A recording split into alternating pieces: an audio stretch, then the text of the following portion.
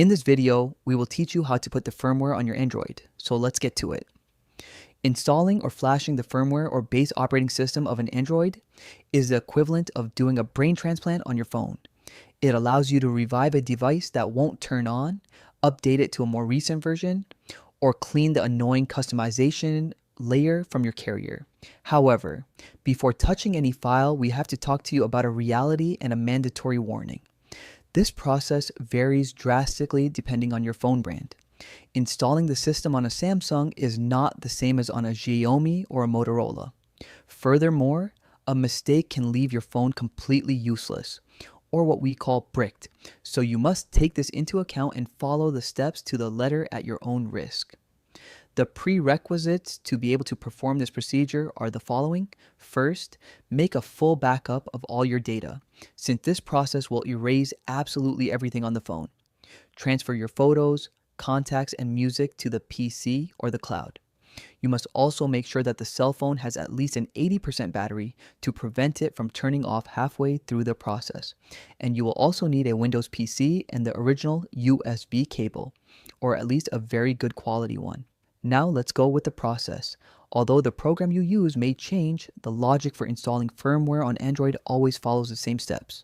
The first is to install the drivers on your PC so that your computer can communicate with the phone when it is turned off. You need the official USB drivers for your cell phone brand. So here you will have to look for drivers for Samsung, Xiaomi, Motorola, etc., depending on the brand of your device. A good idea is to look for them on the official website of your phone's brand. You can download these completely free of charge from these support pages. Step 2 is to get the correct firmware. You will also have to download the firmware file designed specifically for your exact model and processor variant. Installing software from another model, for example, putting a Galaxy S21 software on an S21 FE, will damage the device immediately. Step number 4 is to turn off the phone and turn it on by pressing a specific combination of buttons, which is usually power plus volume down or power plus both volume buttons to enter installation mode. You will have to research this on the official page for the brand and model of your device. For example, on Samsung it is called download mode, which shows you a turquoise screen. On Xiaomi, Motorola, and Pixel it is called fast boot mode, where you will see an Android being repaired. The 5th step is to use the flashing tool on the PC. You will have to connect the mobile phone via USB to the PC and open the brand's official or community program to load the firmware and start the process. For example, on Samsung, the program Odin is used. On Xiaomi, Mi Flash tool is used. On Motorola, the official Rescue and Smart Assistant tool is used. And for Google Pixel or OnePlus, the command console via fastboot or ADB is usually used. In this case, we are going to do the example with the Samsung Galaxy S21. So the first thing you have to do is unzip the firmware, which will come in zip format or RAR format. And you must have at least 5 files in .tar or .md5 format, whose names start with the letters you see on screen. Then you will have to configure Odin on your computer. For this, open odin.exe as administrator, click on each button in the interface, and load its corresponding file from the unzipped firmware folder. You will have to tap on BL and select the file that starts with BL. Then tap on AP and select the AP file. At this point, Odin will seem to freeze for a few seconds while loading this file, which is normal due to its large size. Then you will have to click on CP and select the CP file. Then on CSC, and you will have to select CSC if you want to do a clean install from scratch. Then leave the user data box empty. Step number 3 is to enter download mode.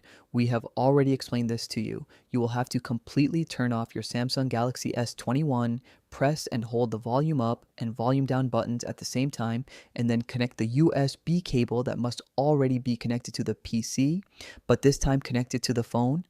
You will see a turquoise blue warning screen, and at this point, you will have to release the buttons and then press volume up once to confirm that you want to continue.